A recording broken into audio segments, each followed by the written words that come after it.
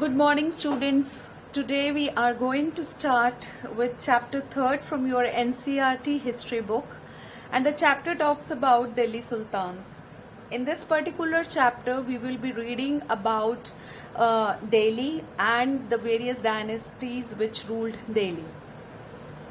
We will be dividing the chapter in 2 or 3 sessions, and as I always say that after watching the video, do give thorough reading to the chapters, because until and unless you do thorough reading of the book, your concepts will not get clear. So, and trust you all are having your books along with you. So let's begin with the chapter. In this chapter, first of all, we will try to understand few facts about Delhi. So to begin with, Delhi was, if we read or if we go through the ancient and early medieval history, Delhi was not a center of power. It was never a center of power in the ancient and medieval history. It was in 12th century with the Tomar Rajput kings that it became the center. And if I read out, it is second paragraph of your book, which says, Delhi first became the capital of a kingdom under the Tomar Rajputs, who were defeated in the middle of the 12th century by the Chauhans of Ajmer. So it was under the Tomars and Chauhans that Delhi became an important commercial center. Many rich Jain merchants lived in the city and constructed several temples. Coins minted here, called Delhiwal, had a wide circulation. Right तो यहाँ पर आपको basic invasion से पहले जो बाहर के जो इन्वेजन्स हुए, जो अटैक हुए और जो कैप्चर किया गया दिल्ली को, उससे पहले का सिनेरियो आपको समझा रहे हैं. हमने बात की शुरू एंशियंट टाइम से, एंशियंट पीरियड से, that is before 12th century से हमने स्टार्ट किया.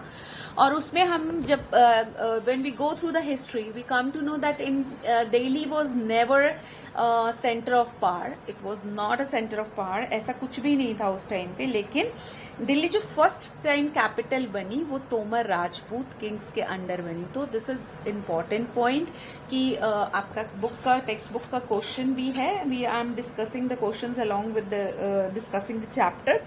विच रूलर फर्स्ट एस्टैब्लिश हिज और her capital at Delhi? Question number 1 of your textbook.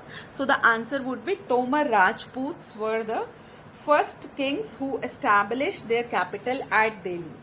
और इन्होंने जो एस्टैब्लिशमेंट की थी अपनी 12th सेंचुरी में की थी. लेकिन जो middle of the 12th century, मतलब जो आधी जैसे ही वो सेंचुरी हुई, तो उनको चौहान्स, जो कि अजमेर के चौहान्स थे, उन्होंने उनको डिफीट कर दिया. यानी कि अब तोमर से जो थे, चौहान्स जो थे, वो दिल्ली के शासक बन गए. They became the rulers of Delhi. So it was under the Tomars and Chauhan that Delhi became an important commercial centre. अब तोमर्स और चौहान्स ने दिल्ली को डेवलप करना शुरू किया. दिल्ली एक इम्पॉर्टेंट सेंटर बन गया, ट्रेडिंग सेंटर बन गया. और ज्यादातर जो ट्रेडर्स यहाँ पर पाए गए वो जैन धर्म के अनुयायी थे, जिनको जैन मर्चेंट्स बोलते थे. और इसी पीरियड के दौरान ऐसे बहुत सारे आपको हम जब भी हिस्ट्री पढ़ते हैं तो हमें हिस्ट्री जो है वो प्रूफ्स किन रूपों में मिलते हैं. You all have read this in your 6th class also. Inscriptions के, कॉइन्स के, या आर्किटेक्चर जो है वो हमें इंफॉर्मेशन प्रोवाइड करता है. तो यहाँ पर हमें बहुत सारे कॉइन्स मिंटेड मिले, जिनको कि देलीवाल कहा जाता था. और वो बहुत ही ज्यादा वाइडली सर्कुलेट होते थे. यानी कि ट्रेड जो था काफी अच्छा था. दैट्स वाई कॉइन्स का सर्कुलेशन इतना ज्यादा था. राइट तो आपको ये सब इसमें से this portion, each and every line you see can carry a 1 mark question. You may be asked like who were the first kings who started Delhi, who made Delhi as their capital, then who defeated Tomars, right? And what were the main community of merchant which was found in Delhi? Jain merchants were there. What were the coins minted in Delhi known as Delhi wall? So you can make multiple, means there is infinite question which can be made from a particular chapter. So each and every line is important. Keep these point in your mind when you are reading the chapter. That's why I always say that be with your pencil so that you can mark the important lines. तो ये तो बात हुई हमने जब chapter की हम दिल्ली सल्तनत से पहले की भूमिका आपको समझाई है कि तोमर्स और चौहान्स ने इसको इम्पोर्टेंट ट्रेडिंग सेंटर बना, और जब ये इम्पोर्टेंट ट्रेडिंग सेंटर बना तो it become a point of attraction, और यहाँ पर इन्वेजन्स होने लगे. इन्वेजन्स मतलब कि लूटपाट करने के लिए बाहर से जो थे, हमारे देश के नहीं बाहर के लोग जो हैं वो आने लगे, और उन्होंने यहाँ पर शुरू में तो आके लूटपाट करके चले जाते थे. धीरे धीरे उन्होंने यहाँ पर आके बसना शुरू कर दिया, और जब उन्होंने बसना शुरू कर दिया तो यहीं से दिल्ली सुल्तान्स की आपको पता लगेगा कि हिस्ट्री जो है वो स्टार्ट हुई. So I'm reading the third paragraph from your book, which says the transformation of Delhi into a capital that controlled vast areas of the subcontinent started with the foundation of the Delhi Sultanate in the beginning of the 30th century. यानी कि 12th century में तोमर राजपूत्स ने दिल्ली को capital बनाया, और उसके बाद middle of the 12th century में चौहान्स ने उनको आकर डिफीट कर वहां पर अपना प्रभुत्व जो है, अपना जो वो था शासन जो था वहां स्थापित किया, और उन्हीं के अंडर दिल्ली इंपॉर्टेंट बन गई, बहुत ही इंपॉर्टेंट ट्रेडिंग सेंटर बन गई, जिसकी वजह से बाहर के जो लोग थे अट्रैक्ट हुए और वो लूटपाट करने के लिए यहाँ आने लगे. और आप ये देखोगे कि दिल्ली की ट्रांसफॉर्मेशन हुई, एक बहुत वास्ट एरिया उसने कंट्रोल करना शुरू कर दिया इस सब कॉन्टिनेंट का. सब कॉन्टिनेंट किसको बोला गया? India. We all know that India is a subcontinent. What is a subcontinent? What is a सब continent? I trust you all know the sub continent. India को सब कॉन्टिनेंट बोला जाता है. तो यहाँ पर जो सब कॉन्टिनेंट वर्ड है वो इंडिया के लिए बोला गया है. 13th सेंचुरी की बिगिनिंग में दिल्ली को जो है दिल्ली सल्तनत जो थी उसकी शुरुआत यहाँ पर हो गई. ठीक है. And now I want you to observe the map which is given on page number 30. वहां पर आप देखेंगे 3 पर्टिकुलर एरियाज जो हैं वो हाईलाइटेड हैं. वो है सिरी, जहांपना, दिल्ली, खुलना, तुगलकाबाद, आदिलाबाद. ये 5 जो थी, आप ये कह लीजिए, ये 5 डायनेस्टीज थी यहाँ पर. ये 5 पर्टिकुलर जो हाईलाइटेड हैं जगहें, ये बहुत फेमस थी. जब आप दिल्ली जाते हैं तुगलकाबाद का किला या आपको सिरी फोर्ट यहाँ पर देखने को मिलेगा, यानी कि ये मेन पॉइंट्स थे अट्रैक्शन के वहां पर. This Delhi Sultanate built many cities in the area that were now known as Delhi. अब उनको छोटे छोटे शहर ही बनते थे, अब उनको जॉइंटली हम दिल्ली बोल रहे हैं. तो आप यहाँ पर देख रहे हैं कि मैप 1 में, दिस मैप इज इम्पोर्टेंट, आ सकता है आपको एग्जाम पॉइंट ऑफ व्यू से भी. Do understand this thing. Delhi, Khulna, Siri and Jahanabad. ठीक है. इसमें तुगलकाबाद और आदिलाबाद भी दिखाई दिया गया है. Next, on the next page, which is very very important, you will find out that the table of the dynasties is there. I want you to read the page number 31. If I show you the page, this is the page on your book. I think it's not clear. It's not clear. If I show you this page, the rulers of Delhi, be on page number 31 in your book. It tells about the rulers of the Delhi, and to learn the dynasties, that to sequence wise is very very important. ये याद रखिए कि आपको ये page अपनी दिमाग में बिठा कर रखना है, क्योंकि यही सब हम बहुत हायर क्लासेस तक भी पढ़ेंगे. इन सब का जो जिक्र है आपको पता होना चाहिए. देश की, हमारे भारतवर्ष की कैपिटल है दिल्ली, तो इसका इतिहास पता होना आपके लिए बहुत जरूरी है. तो टेबल जो स्टार्ट हो रहा है अर्ली 12th सेंचुरी से वो स्टार्ट हो रहा है, और उसमें तोमर दिखाए गए हैं. अंगपाल ने फिर उनके बाद राज किया. चौहान्स आए, जिसमें पृथ्वीराज चौहान का जो एरिया है, जो उनका इरा है, that is very important. He was very very famous king during that period, और उनपे बहुत सारे नाटक और बहुत सारी जो है मूवीज भी आपको देखने के लिए, सीरियल्स भी, एपिक्स भी देखने के लिए मिलते हैं. Because he was history in himself. तो आप पृथ्वीराज चौहान के बारे में ज़्यादा से ज़्यादा पढ़िए, देखिए कैसे किसने इतने इन्वेजन्स किए, क्या हुआ, उनके बारे में आप जानने की कोशिश कीजिए। ठीक है। इसके बाद अर्ली तुर्किश रूलर्स, यानी कि राजपूत डायनेस्टी के बाद तुर्किश रूलर्स जो थे वो अर्ली 13th सेंचुरी से आपके पास उनका देखने को मिलेगा। पीरियड्स बता रखे हैं कि कौन से कितने लाइक 1206 से लेके 1210 तक कुतुबुद्दीन ऐबक ने रूल किया। उनके बाद शमशुद्दीन इल्तुतमिश ने 1210 से 1236 तक। उसके बाद Razia, please mark this thing, Razia 1236 से 1240, सिर्फ 4 साल के लिए याद किया। She was the only Mughal emperors in the history, right. Razia Sultan, इनके ऊपर भी बहुत सारी मूवीज बनी हुई हैं, क्योंकि ये भी बहुत ही काबिल और बहुत ज़्यादा अच्छी जो थी रूलर जो थी वो बनाई गई। और यही एक इकलौती आपको मिलेंगी मुगल डायनेस्टी के अंदर, sorry I am very sorry, आपको ये दिल्ली सल्तनत के अंदर आपको ये इकलौती शहजादी मिलेंगी जिन्होंने राज किया। उनके बाद गयासुद्दीन बलबन, ये फाउंडर नहीं थे गयासुद्दीन बलबन, लेकिन लास्ट थे, लेकिन बहुत इंपॉर्टेंट थे।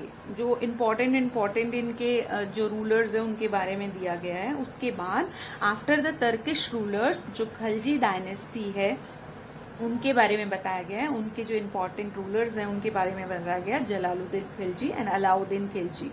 आई think you all are very much aware about Alauddin Khilji, ठीक है ना। मूवीज अगर आप देखते हो तो आप लोगों को पता है कि who is Alauddin Khilji. We will be reading about him more in this chapter.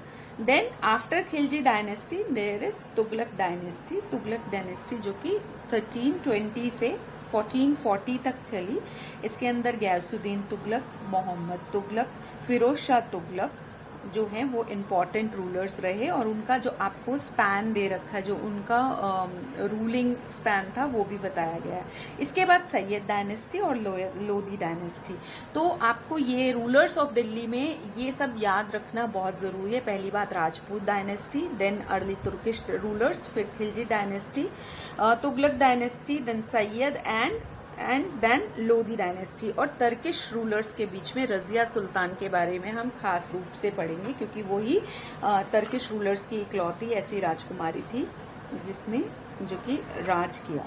तो लाइक पहले अभी तो हमने पढ़ लिया कि दिल्ली की इम्पोर्टेंस क्या थी, और उसके बाद हमने ये भी पढ़ा कि दिल्ली जो है वो किन किन मेन रूलर्स के द्वारा रूल की गई, दिल्ली सल्तनत के कौन कौन सी डायनेस्टीज मेन थी।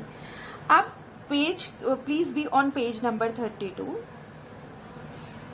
अब यहाँ एक क्वेश्चन बनता है कि how we find about the Delhi sultans. आपको पता है हिस्ट्री के बारे में कभी भी जो हमें इंफॉर्मेशन मिलती है वो इंस्क्रिप्शन से या कॉइन्स से या आर्किटेक्चर से ही मिलती है। बहुत सारी इंफॉर्मेशन मिलती है।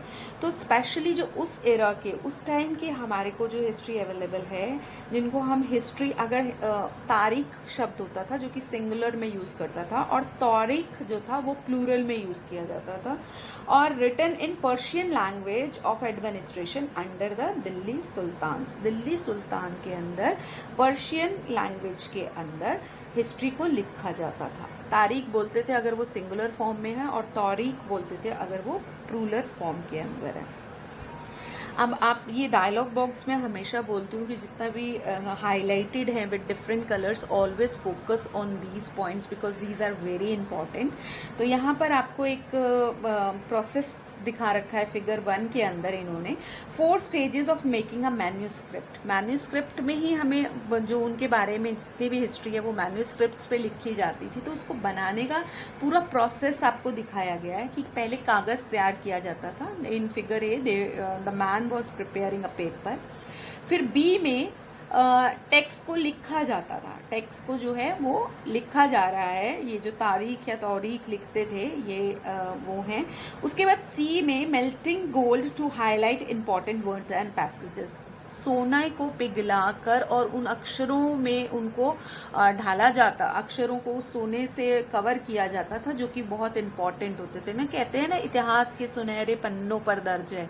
तो ये वर्ड, ये कई बार आप लोगों ने सुना होगा कि इतिहास के सुनहरे पन्नों पर दर्ज है। तो सुनहरे वाकई सुनहरे होते थे, वो गोल्ड से ही बने जाते थे। आप देख रहे हैं कैसे गोल्ड को मेल्ट किया जाता है, और फिर उसके बाद जब उस पर गोल्ड भी परत भी चढ़ गई तो फिर उसकी फाइनल बाइंडिंग हो जाती थी। तो this is the stage, 4 stages of making a manuscript which has been descripted through the figures and the process is written in the side dialog box. So ये जो तारीख लिखते थे, आप देख रहे हैं एक आदमी यहाँ पर सेकेंड फिगर बी के अंदर एक तारीख लिख रहा है। These people were known, the author's, the writers of तारीख वर लर्नड मैन। उनको ज्ञानी माना जाता था, मतलब बहुत ही लर्नड माना जाता था, जिनमें ऐसी काबिलियत होती थी कि वो हिस्ट्री को लिख सके। वो सेक्रेटरीज होते थे या एडमिनिस्ट्रेटर्स होते थे, कवि होते थे या दरबारी होते थे, who both recounted events and advised rulers on governance, emphasizing the importance of just rule. ये ऐसे कोर्टियंस होते थे, ऐसे दरबारी होते थे या ऐसे एडमिनिस्ट्रेटर होते थे जो पूरे इवेंट्स को याद करते थे, उनको लिखते थे, दर्ज करते थे इतिहास के पन्नों पर, और they also advise the rulers कि कैसे गवर्न करो आप, कैसे जस्ट हो। हमने तो हिस्ट्री पढ़ी हुई है, हम तारीख से फैमिलियर हैं, तो हम बता सकते हैं कि हिस्ट्री पढ़ना क्यों इम्पोर्टेंट है। हिस्ट्री से हम किसी भी पुराने टाइम में जो गलतियां हुई हैं या जो अच्छे काम हुए उनकी नॉलेज आ जाती है, और फिर हम क्या होता है दूसरे के एक्सपीरियंस से सीख जाते हैं। तो ये जो लर्न मैन, ये लर्न क्यों थे? Because they have read history, they know history very well, and they are capable to advise the emperors और the rulers to how to govern the people in a very effective way so that they can prosper. तो वो just rule बताने के लिए जो थे वो बताते थे, उनको नुस्खे बताते थे कि आप एक अच्छे शासक कैसे बन सको, वो ये एक्सप्लेन करते थे जस्ट रूल के बारे में। और इसी जस्ट रूल, इसी जो है अच्छे शासन का एक बहुत बड़ा जो उदाहरण था वो था the circle of justice. This is in again important, you need to understand what is the circle of justice. पहली बात तो समझिए सर्कल क्या होता है, जहां से शुरू हुए वहीं पर पहुंच गए, that is circle. So question है आपके डायलॉग्स बॉक्स में, do you think the circle of justice is an appropriate term to describe the relationship between the king and his subjects? क्या एक ये सही जरिया है जो कि डिस्क्राइब कर सकता है राजा और उनकी प्रजा? सब्जेक्ट मतलब प्रजा, जिनको वो गवर्न करता है, जिनको वो रूल करता है, उनको सब्जेक्ट बोलते हैं, हिज सब्जेक्ट्स। उनके बीच का जो रिलेशनशिप है बताने के लिए। तो हिस्ट्री में हमें ऐसा लिखा हुआ मिल रहा है, और इसके अंदर जो लिखा हुआ मिल रहा है वो हमें क्या मिल रहा है? A king can not survive without soldiers. राजा जो है अपनी सेना के बिना एग्जिस्ट नहीं कर सकता, क्योंकि अपने क्षेत्र को बचाने के लिए या एक्सटेंड करने के लिए he need the help of the soldiers, and soldiers can not live without salaries. अब सेना जो है वो बिना पैसे के, बिना तनख्वाह के तो नहीं चल सकती ना। Salary come from the revenue collected from peasant. Salary कहाँ से आती है? जो टैक्स मिलता है राजा को। टैक्स कौन देता है? किसान देते हैं, जो फसल उगाते हैं। और but peasants can pay revenue only when they are prosperous and happy. लेकिन वो कर्ज कब, आप राजा को टैक्स कब देंगे? जब वो खुश है, उनके पास पैसा है, उनके पास धन है या संपदा है जो कि वो अपने राजा को दे सके। तो this happen when the king promotes justice and honest governance. अब राजा किसानों के लिए ऐसा इंफ्रास्ट्रक्चर बनाए, ऐसी गवर्नेंस पॉलिसी बनाए जिसकी वजह से वो हैप्पी रहें, खुश रहें, और राजा को खुशी खुशी टैक्स दे, और राजा उन टैक्स से अपनी सेना का खर्चा निकाल सके, और फिर सैनिक जो है बदले में राज्य की रक्षा कर सके या राज्य को एक्सपेंड कर सके। तो this is the circle of justice, जो कि बहुत इंपॉर्टेंट है। इसको प्लीज आप ये समझ लीजिए। अब keep the following, now I M on page number 33। Keep the following additional details in mind. ये तो आपने इनके बारे में पॉजिटिव चीजें जरा पढ़ ली। जरा अगर हम कुछ और भी पढ़ते हैं, ये जो तारीख लिखते थे, ये जो लर्नड मैन है, इनके ऊपर थोड़ा सा now I am going to focus what the book says about them.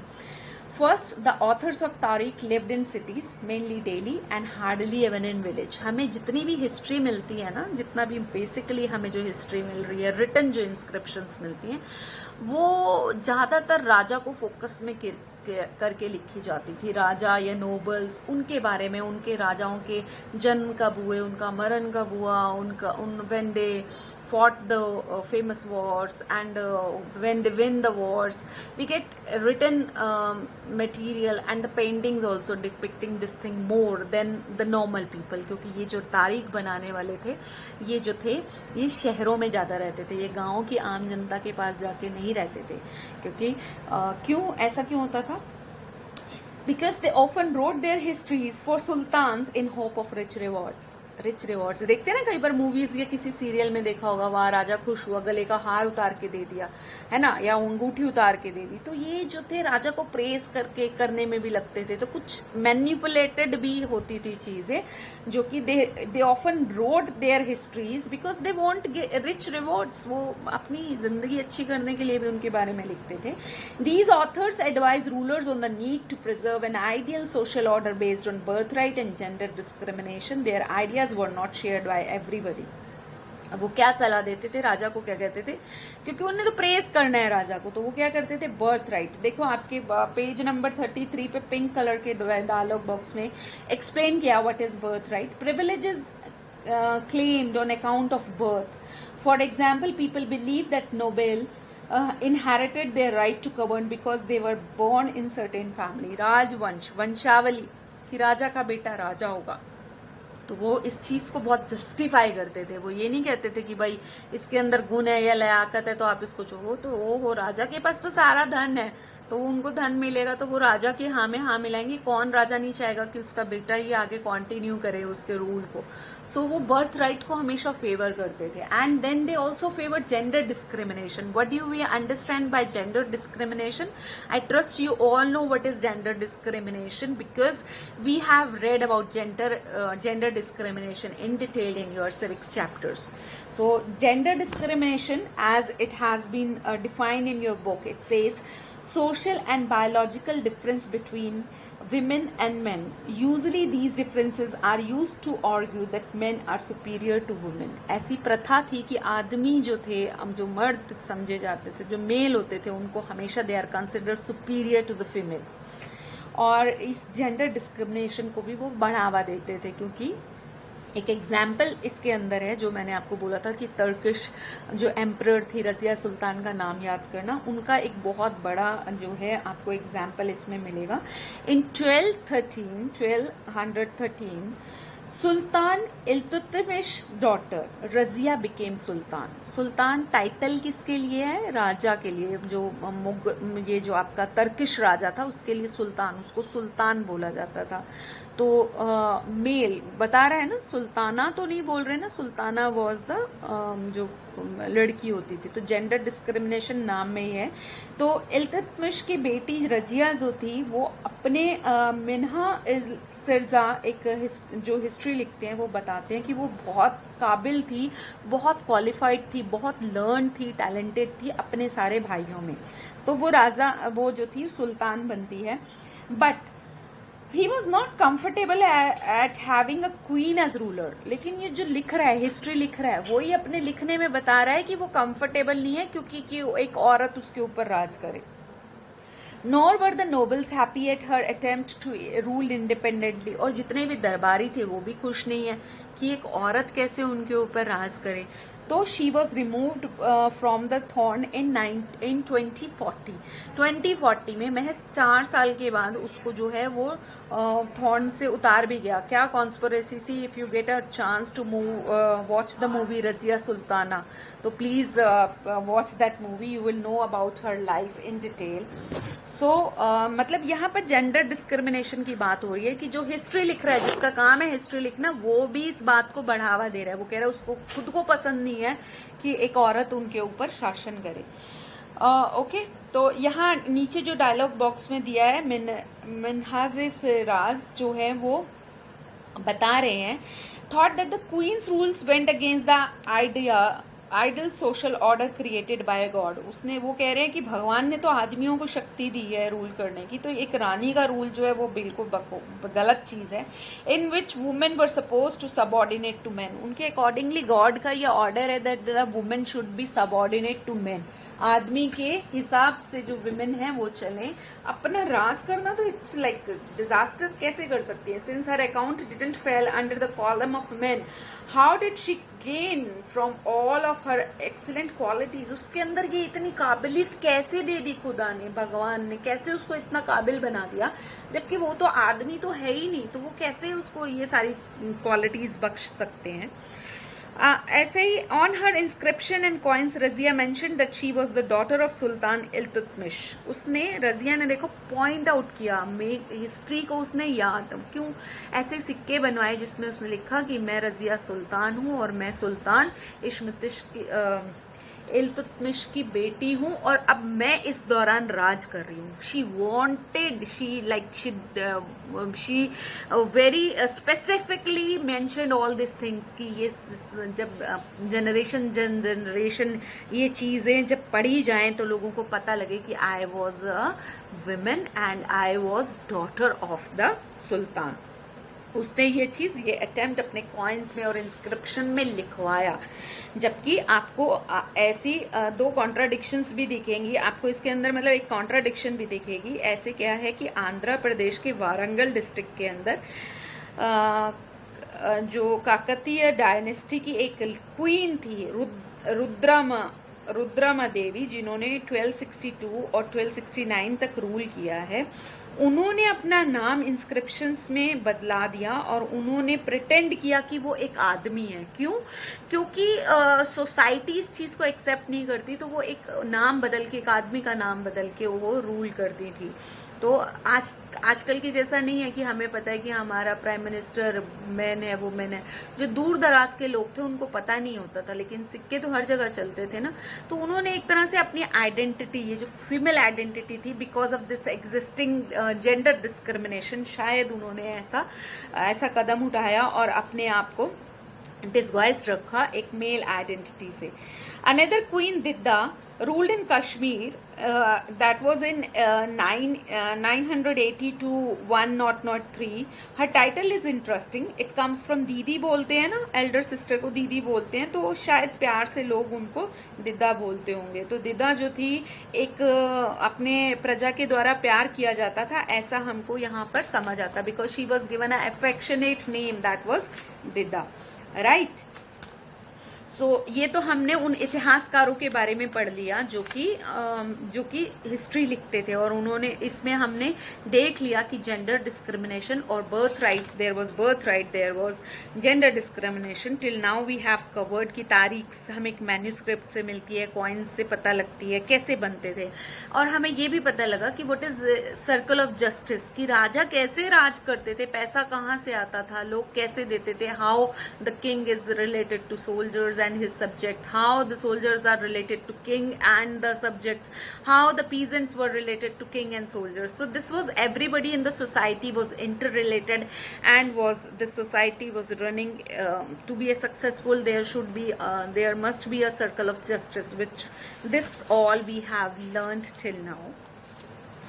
And let's continue now from page number 34, that is from garrison town to empire. Garrison town से साम्राज्य कैसे बने, दिल्ली सल्तनत का एक्सपेंशन कैसे हुआ, we are suppose to cover this topic in these particular chapters. So first of all let me explain you what are garrison towns. Garrison towns क्या होता था? फॉरफिटेड सेटलमेंट थी जिसमें सैनिक रहते थे, यानी किला बंदी होती थी, किला होता था और उसके अंदर सैनिक रहते थे. यानी कि सैनिक कहाँ रहते हैं? जहाँ राजा है, जहाँ पर उसको, तो राजा और या आपके सैनिक ऐसे किला बना के भी रहते थे, ताकि कोई, मतलब उनका क्या मकसद था कि अंदर से ही बैठ के वो किसी भी हमले का जो है वो सामना कर सके. तो ये गैरिसन होते थे. हिंटरलैंड क्या होती थी? The land adjacent to a city और port that supply it with goods and services. एक ऐसी लैंड या सिटी के एडजॉइनिंग प्लेस होती थी जहां से सप्लाई जो गुड्स और सर्विसेज की आती रहती थी. In the early 30th century, the control of the Delhi sultans really went beyond heavily fortified towns occupied by garrisons. The sultans seldom controlled the hinterland of the cities and were therefore dependent upon trade, tribute or plunder for supplies. तो यहाँ पे आप समझ रहे हो यहाँ पर कि यहाँ पर गैरिसन्स तो थे, लेकिन जो था वो किंग जो था, जो सुल्तान जो थे, अभी भी डिपेंडेंट थे ट्रेड पे, ट्रिब्यूट पे. ट्रेड क्या है? व्यापार पे. ट्रिब्यूट क्या होता है कि जो भी प्रजा अपनी मर्जी से दे जाए अपनी सप्लाईज के लिए. Controlling garrisons in distinct Bengal and Sindh from Delhi was extremely difficult. देखो, अब राजा बैठा है दिल्ली के अंदर और ये जो गैरिसन टाउन्स हैं ये आपके पोर्ट सिटीज के पास से होते थे जहां व्यापार ज्यादा होता है. पोर्ट इंडिया का सबसे बड़ा बेनिफिट क्या था कि 3 sided it is surrounded by the waterways. तो लोग पहले वाटरवेज से ही ट्रेड करते थे. दैट्स वाई इतना जो था वो हमारा ट्रेड जो था सक्सेसफुल था. अब किंग बैठा है दिल्ली में, कैपिटल है दिल्ली, और उसको कंट्रोल करना है. He is suppose to control the garrison towns in Bengal और somewhere very in Sindh which were from just relate कि उस टाइम पे जब ट्रांसपोर्टेशन वेल डेवलप नहीं था, जब मीन्स ऑफ कम्युनिकेशन इतने अच्छे नहीं थे, तो कितना डिफिकल्ट होगा ना राजा को वो इतने दूर दूर के एरियाज जो हैं उनको कंट्रोल करना. रेबिलियन, रिवोल्ट होते रहते थे राजा से, मतलब अपना राज स्थापित करने के लिए लोग रिबेलियंस थे. वॉर थे. Even bad weather could snap fragile communication routes. Delhi authority was also challenge by Mongol invasions from Afghanistan and by governors who rebelled at any sign of the sultans weakness. अब जो दिल्ली की अथॉरिटी थी उसके main challenges क्या थे कि दूर दराज के एरिया जहां से मेन इनकम आ रही है उनको कंट्रोल करने के लिए वहां पर कभी कोई युद्ध हो रहा है, कभी कुछ हो रहा है, तो इट वॉज वेरी हार्ड. और सबसे बड़ी उनकी दिक्कत थी जो इन्वेजन्स हो रहे थे, मंगोल जो आ रहे थे. लेटर आप पढ़ोगे कि कैसे मुगल्स का कैसे हुआ, जो अफगानिस्तान से आ रहे थे उनसे उनको बड़ा खतरा था. और दूसरा, छोटा ही कहीं सल्तनत की कोई कमी दिखती थी तो जो उनके दूर इलाकों में बैठे हुए हैं रिप्रेजेंटेटिव वही रिवोल्ट कर देते थे, वही बोलते थे कि भाई हम नहीं मानते तुमको सुल्तान, हम ही खुद अपने आप में हैं. फिर वहां पर सेना भेजी जाती थी, उनको कंट्रोल किया जाता था. तो it was a very challenging kind of job. The Sultanate barely survived these challenges. Its expansion occurred during the reigns of Ghiyasuddin Balban, Alauddin Khilji and Muhammad Tughlaq. अब ये 3 बहुत इंपॉर्टेंट हैं. इनके ही पीरियड के दौरान जो था दिल्ली की पावर, ये जो दिल्ली सल्तनत था बहुत ही पावरफुल हुआ, बहुत एक्सपेंशन हुए. इन्होंने बहुत सारी पॉलिसीज जो हैं वो डाली करी. तो हम जो है इनके पूरा प्रोसेस जो है वो समझेंगे. But I think it is sufficient for today's class. So just go through what we have just done in this video. Listen to the video very carefully and along with read the book, because everything is there in the book. And as I told you that there can be multiple 1-mark questions from these portions. So understand this thing, and in the live class later on I will be taking this live session for this chapter. I will be explaining you the whole chapter, and meanwhile I would like to take up your doubts also. So be ready with your doubts, and we will be taking this much portion of your chapter in today's live class. That's all from my end for today. Bye bye and take care.